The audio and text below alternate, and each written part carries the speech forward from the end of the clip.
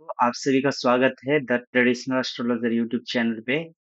मैं आनंद रेग्मी आप सभी का इस कक्षा में स्वागत करता हूँ। हम लोग मुहूर्त चिंतामणि ग्रंथ का अध्ययन कर रहे हैं और मुहूर्त चिंतामणि के अंतर्गत हम लोग अभी संस्कार प्रकरण का अध्ययन कर रहे हैं। अध्ययन के क्रम में हम लोग 25 श्लोक तक अध्ययन कर चुके हैं। आइए 26वें श्लोक से प्रारंभ करते हैं। यहाँ पर कुछ चीजें बताई गई है जो कैसे-कैसे समय में नहीं करना चाहिए उन कार्यों को, उसके बारे में इस श्लोक में बताया गया है। गिर्वाणाम्बु प्रतिष्ठा परिणय दहना धान गेह प्रवेशाश्चौलं राज्याभिषेको व्रतमपि सुबदं नैव याम्यायने स्यात् नो वा बाल्यास्तवार्धे सुरगुरुसुतयोर्नैव केतुदये स्यात् पक्षं वार्धं च केचित् जहति तमपरे यावदीक्षां तदुग्रे। अब यहाँ पर कहा गया कि गिरवाण गिरवाण अर्थात देवता, अंबु जल, इन दोनों की प्रतिष्ठा, देवताओं की प्रतिष्ठा और जल अर्थात जलाशय की प्रतिष्ठा, ये दो चीजें। उसके बाद परिणय, परिणय मतलब विवाह, दहनाधान अग्न्याधान, गेह प्रवेश गृह प्रवेश घर में प्रवेश करना हो, चौलम मुंडन संस्कार, राज्याभिषेक किसी राजा का अभिषेक करना हो। अभी के समय में प्रधानमंत्री, सीएम इस टाइप का जो शपथ ग्रहण समारोह इत्यादि होता है उसके लिए। और व्रतम, व्रतम अर्थात यज्ञोपवीत जो संस्कार है, ये सब जो कार्य हैं, चाहे देवताओं की प्रतिष्ठा करना हो, जलाशय की प्रतिष्ठा करना हो, विवाह करना हो, अग्न्याधान हो, गृह प्रवेश करना हो, मुंडन संस्कार करना हो, राज्याभिषेक करना हो अथवा यज्ञोपवीत संस्कार करवाना हो, तो याम्यायने नैव सुबदम स्यात्। याम्यायने अर्थात दक्षिणायने, दक्षिणायन के समय में नैव सुबदम स्यात्, कभी भी शुभ नहीं होता है, शुभ फल देने वाला नहीं होता है। तो ये सब जो कार्य है वह दक्षिणायन में त्याग देना चाहिए। दक्षिणायन कब होता है? जब सूर्य कर्क राशि में प्रवेश करते हैं, वहां से लेकर के जब तक मकर राशि में प्रवेश नहीं करेंगे तब तक क्या होगा? दक्षिणायन होगा। ठीक है? तब तक क्या होगा? दक्षिणायन होगा, यानी कि 17 जुलाई से लेकर 14 जनवरी के पर्यंत तक, लगभग लगभग ये 1-2 दिन आगे पीछे करके। तो ये दक्षिणायन का समय होता है। इसमें ये सब कार्य नहीं करने चाहिए, केवल उत्तरायण में करना चाहिए। उसी प्रकार से नोवा बाल्यास्तवादे सुरगुरु सितयोः, सुरगुरु अर्थात बृहस्पति, सुर कहते हैं देवताओं को, देवताओं के गुरु कौन है? बृहस्पति। और सित अर्थात शुक्र। तो सुरगुरु सितयोः अर्थात गुरु शुक्रयोः, बृहस्पति और शुक्र के बाल्य, बालक अवस्था में, बालक वृद्ध, ये सब अवस्थाएं कब होती है? तो वो इसके बाद वाले श्लोक में इस प्रकरण में बताया गया है। तो बाल्य अवस्था में, अस्त की अवस्था में और वार्ध अर्थात वृद्धत्व की अवस्था में, जब वृद्ध हो, बाल्य हो और अस्त हो, ऐसे समय में भी नो अर्थात नहीं करवाना चाहिए। ये सब कार्य को त्याग देना चाहिए जब शुक्र और बृहस्पति क्या हो? वृद्धत्व अवस्था को प्राप्त कर रहे हो, बाल्य अवस्था को प्राप्त कर रहे हो अथवा अस्त हो तो। नैव केतुदये स्यात् पक्षम व अर्धम, केतुदये अपि नैव, केतुदये अर्थात जब केतु का उदय हो, केतु का उदय जो है वह बृहत संहिता आदि ग्रंथों में बताया गया है।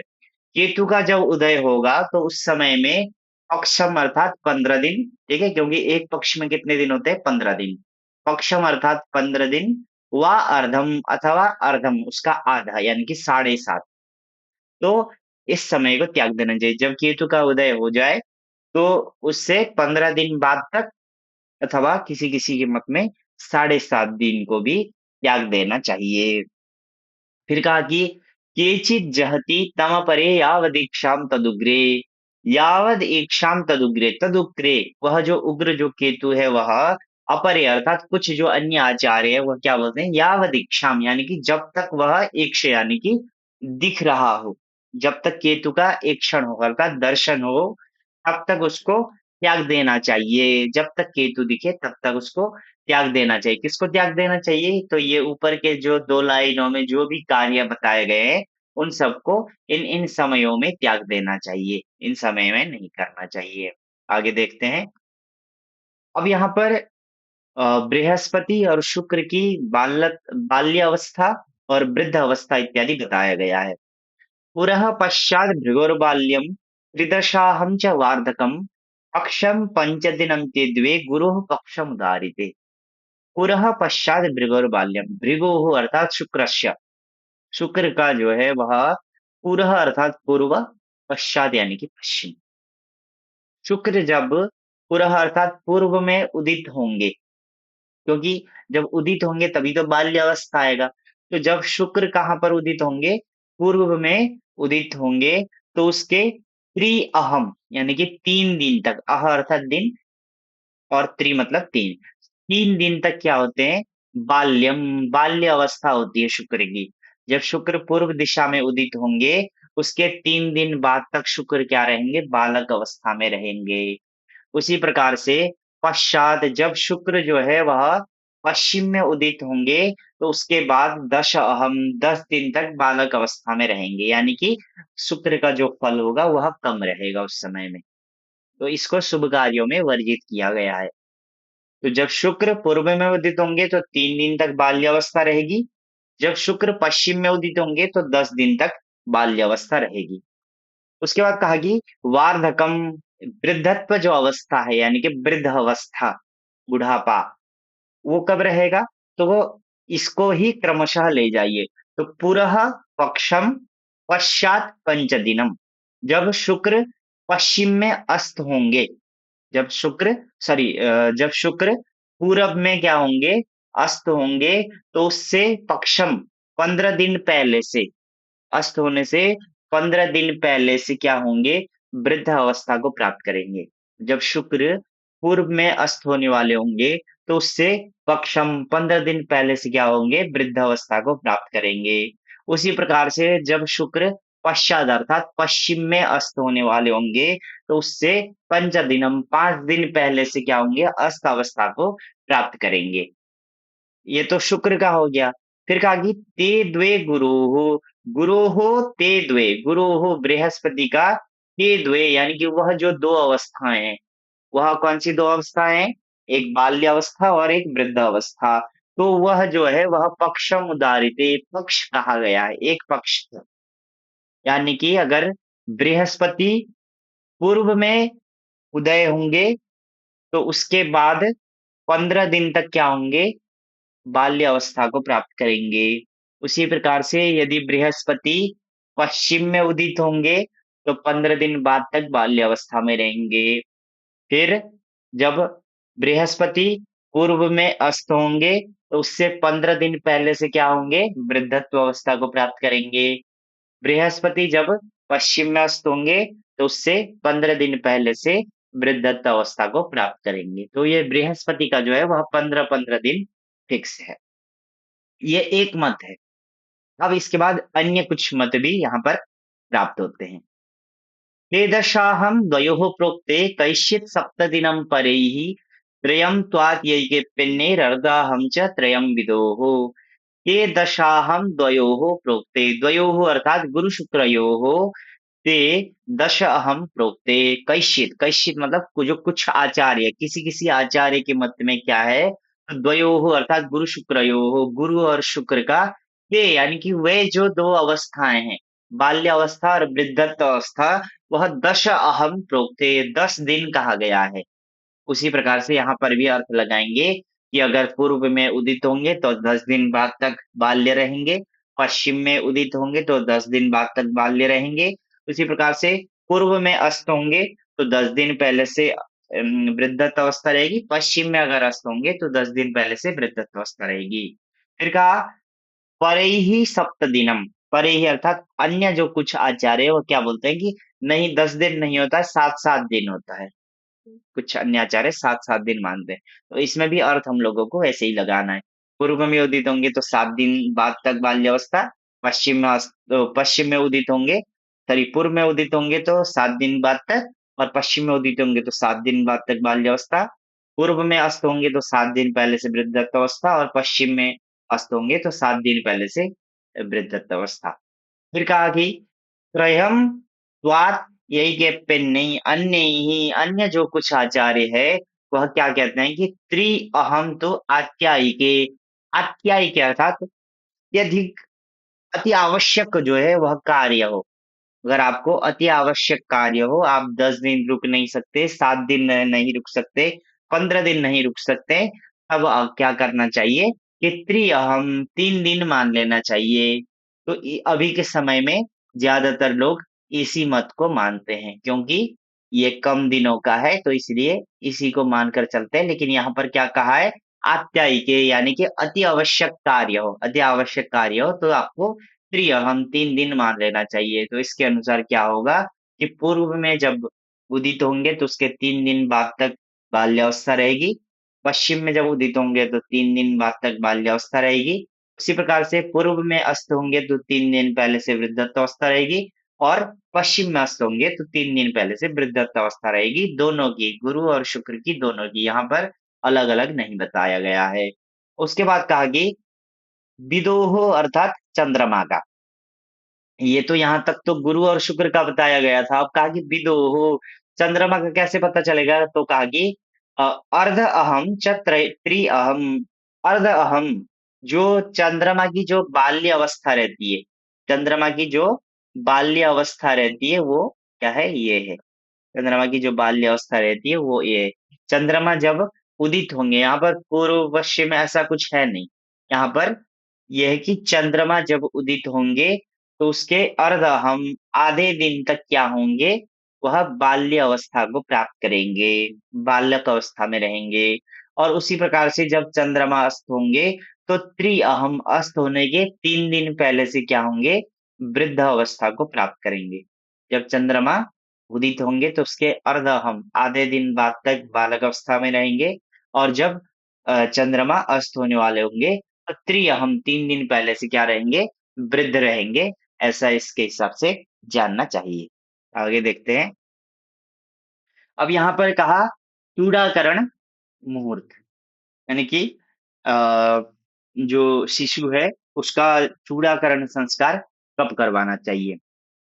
चूड़ा वर्षात् तृतीयात् प्रभवति विषमेष्टार्क रिक्ताद्य षष्ठी पर्वो नाहे विचैत्रोदगयन समये गेन्दुशुक्रेज्यकानां वारे लग्नांशयोश्चा स्वनिधनतनौ नैधने शुद्धियुक्ते शाक्रोपेतैर्विमैत्रैर्मृदुचरलघुवैरायषट् त्रिस्थपापैः चूड़ा वर्षात् तृतीयात् प्रभवति तृतीयात् वर्षात् विषमे चूड़ा प्रभवति तृतीयात् वर्षात् यानी कि तीसरे वर्ष से जन्म के समय से अथवा गर्भाधान के समय से तृतीयात वर्षात विषमे तीसरे वर्ष से विषम वर्षों में मतलब 3, 5, 7 इत्यादि वर्षों में चूड़ा प्रभवती चूड़ाकरण संस्कार करवाना चाहिए यानी कि शिशु का मुंडन जो होता है वह करवाना चाहिए 3, 5, 7 इत्यादि वर्षों में। उस समय उसके बाद कहा कि अष्टमी तिथि, अर्क द्वादशी तिथि, रिक्ता चतुर्थी, नवमी, चतुर्दशी तिथि, आद्य प्रतिपदा तिथि, षष्ठी तिथि और पर्व मतलब चतुर्दशी, अष्टमी, अमावस्या, पूर्णिमा और संक्रांति का समय ये क्या है? पर्व है। इनको ऊन यानी कि छोड़ करके अन्य दिनों में तो अष्टमी तिथि को आपको चूड़ाकरण संस्कार में छोड़ देना चाहिए। द्वादशी तिथि को छोड़ देना चाहिए, चतुर्थी, नवमी, चतुर्दशी तिथि को छोड़ देना चाहिए, आद्य अर्थात प्रतिपदा तिथि को छोड़ देना चाहिए, षष्ठी तिथि को छोड़ देना चाहिए और पर्व अर्थात चतुर्दशी, अष्टमी, अमावस्या, पूर्णिमा और संक्रांति का समय इनको भी छोड़ के अन्य तिथियों में आपको क्या करवाना है? शिशु का चूड़ाकरण संस्कार करवाना है। उसी प्रकार से चैत्र मास को भी छोड़ देना है, चैत्र मास भी नहीं होना चाहिए। क्या होना चाहिए? अब ये सब तो यहाँ तक तो छोड़ने वाली चीजें बताई गई। बता रहे हैं कि क्या-क्या चीजें होनी चाहिए। तो कहा कि उदग अयन समये, उदक अर्थात उत्तर, अयन मतलब अयन, उत्तरायण समये, उत्तरायण का समय होना चाहिए। यानी कि जब सूर्य मकर राशि में प्रवेश करे, वहां से लेके जब तक वह कर्क में प्रवेश नहीं कर लेते हैं, तब तक के समय में कर सकते हैं, लेकिन चैत्र मास को छोड़ करके। उसके बाद कहा ज्ञ अर्थात बुधवार, इंदु सोमवार, शुक्रवार और इज्य अर्थात बृहस्पतिवार। गेंदु शुक्रज्य का नाम वारे, बुधवार के दिन में, सोमवार के दिन में, शुक्रवार के दिन में और बृहस्पतिवार के दिन में आप चूड़ाकरण संस्कार करवा सकते हैं। और साथ में लग्नांशयोश्च, यानी कि इन्हीं ग्रहों के लग्न और नवमांश में चूड़ाकरण संस्कार करवाना चाहिए। यानी कि इनका लग्न कौन सा होगा, लग्न और नवमांश। तो सबसे पहले बुध का देखते हैं। बुध की राशि कौन सी है, मिथुन राशि और कन्या राशि, यानी कि मिथुन राशि और कन्या राशि का लग्न और नवमांश होना चाहिए। चंद्रमा का कर्क राशि है, तो कर्क राशि का लग्न और नवमांश होना चाहिए। शुक्र का वृष राशि और तुला राशि है, तो वृष राशि और तुला राशि का लग्न और नवमांश दोनों ग्रहण है। और इज्य अर्थात बृहस्पति का जो धनु राशि और मीन राशि, इनका लग्न भी चल जाएगा और इनका नवमांश भी चल जाएगा। इन्हीं चार ग्रहों के लग्न और नवमांश में ही चूड़ाकरण संस्कार करवाना चाहिए। फिर कहा कि अश्वभ निधन तनु। अश्वभ, स्वभ मतलब अपना जो जन्म जो है राशि, ठीक है? भ मतलब राशि भी होता है, नक्षत्र भी होता है, यहाँ पर भ से क्या लेंगे, राशि लेंगे। तो स्वभ मतलब होता है अपनी जन्म राशि, और इसके आगे क्या लग गया, अ लग गया, तो छोड़ करके अर्थ लग जाएगा। तो अपनी जन्म राशि के लग्न को भी छोड़ देना है। जन्म राशि के लग्न में चूड़ाकरण संस्कार नहीं करवाना चाहिए। उसी प्रकार से निधन तनु, निधन तनु यानी कि आपकी मतलब जो शिशु की जो जन्म राशि है, उससे जो 8वीं राशि होगी, उसका भी लग्न त्याग देना चाहिए।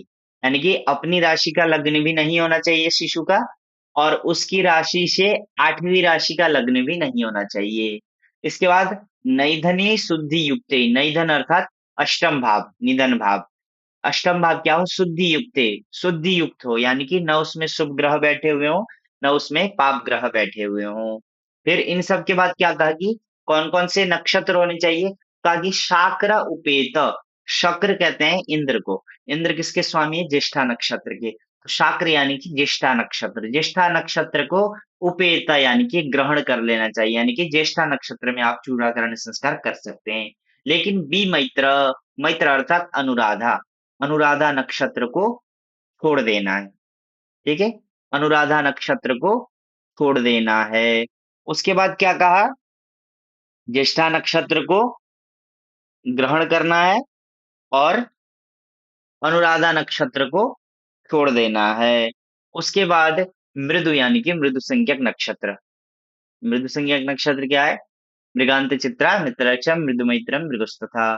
तो मृगशीरा हो गया, रेवती हो गया, चित्रा हो गया, और अनुराधा को तो छोड़ने के लिए बोला ही गया है। तो मृगशिरा, रेवती और चित्रा नक्षत्र, इनमें चूड़ाकरण संस्कार करवाया जा सकता है। चर संज्ञक नक्षत्र स्वाति, पुनर्वसु, श्रवण, धनिष्ठा और शतभिषा, ये चर संज्ञक है, तो इसमें भी आप करवा सकते हैं। उसके बाद लघु संज्ञक नक्षत्र हस्त, अश्विनी, पुष्य, अभिजीत, ये नक्षत्र है, इनमें भी आप चूड़ाकरण संस्कार करवा सकते हैं। उसके बाद कहा कि पापे ही, जो पाप ग्रह होंगे वह कहाँ बैठे होने चाहिए? तो आया 11वें भाव में, छठ 6ठवें भाव में, त्रिस्थ यानी कि तृतीय भाव में स्थित हो। तो 3, 6, 11 इन भावों में जब पाप ग्रह की स्थिति हो, तो ऐसे समय में शिशु का चूड़ाकरण संस्कार करवाना क्या होता है? उत्तम होता है, ऐसा जानना चाहिए। आगे देखते हैं। अब इसके बाद कहा कि क्षीणचंद्र कुज सौरी भास्करेर मृत्यु शस्त्र मृत्यु पंगुता ज्वराः स्युः क्रमेण बुधजीव भार्गवैः केंद्र गैश्य शुभमिष्ट तारया। अब क्षीणचंद्र, क्षीणचंद्र मतलब क्षीण चंद्रमा कब होता है? तो कृष्ण पक्ष की एकादशी से लेकर शुक्ल पक्ष की पंचमी तक के समय को क्या बोलते हैं? क्षीण चंद्रमा बोलते हैं। इस बीच में क्या होता है? क्षीण चंद्रमा होता है।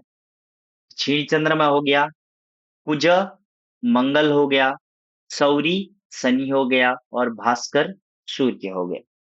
ये जो ग्रह है वह केंद्र गई ही, केंद्र में गए हुए हों, जिस समय आप चूड़ाकरण संस्कार करवा रहे हैं उस समय अगर ये ग्रह केंद्र में गए होंगे तो खराब है। अब इसका क्या क्या फल है? तो अगर क्षीण चंद्रमा गया होगा तो शिशु का क्या होगा? मृत्यु होगा अथवा मृत्यु तुल्य कष्ट प्राप्त होगा। अगर उस समय मंगल केंद्र में गया हुआ होगा, तो केंद्र मतलब 1, 4, 7, 10 भाव। मंगल अगर केंद्र में गया हुआ होगा, तो शस्त्र से क्या होगी? मृत्यु होगी। उसी प्रकार से सौर्य अर्थात शनि गया हुआ होगा, तो पंगुता यानी कि शिशु क्या होगा? दिव्यांग होगा, लंगड़ा होगा। अगर सूर्य अगर गया हुआ है केंद्र में, तो ज्वर यानी कि ज्वर, बुखार आएगा। तो ये इनके फल हो गए। फिर कहा कि क्रमेण स्युः, ये तो ऊपर वाला फल हो गया। फिर कहा कि बुध जीव भार्गवैः, बुध ग्रह, जीव बृहस्पति और भार्गव शुक्र। अगर ये कहाँ पर गए हुए हों? केंद्र में गए हुए हों। और इष्ट तारया शुभम, इष्ट तारा यानी कि जो ताराएं हैं वह भी क्या हो? शुभ हो। आगे हम लोग ताराएं पढ़े थे, जन्माख्य संपद विपदा क्षेम प्रत्यय साधका वद मैत्राति मैत्रासि तारा नाम सदृक् फलाहा। तो उनमें जो है वह 3, 5, 7 ये ताराएँ नहीं होनी चाहिए और साथ में जन्म तारा भी नहीं होनी चाहिए। तो ऐसे समय में शिशु का चूड़ाकरण संस्कार क्या होगा? शुभ होगा। तो केंद्र में बुध, बृहस्पति और शुक्र का जाना अच्छा है और पूर्ण चंद्रमा का भी केंद्र में जाना अच्छा है, लेकिन क्षीण चंद्रमा का केंद्र में जाना ठीक नहीं है। तो आज के लिए इस कक्षा को यहीं विराम देते हैं। अगर आप लोगों को कक्षा पसंद आती है, तो चैनल को अवश्य सब्सक्राइब करें और साथ में अपने माध्यम से अलग-अलग लोगों तक वीडियो को पहुँचाने में हेल्प करें। जय श्री राम।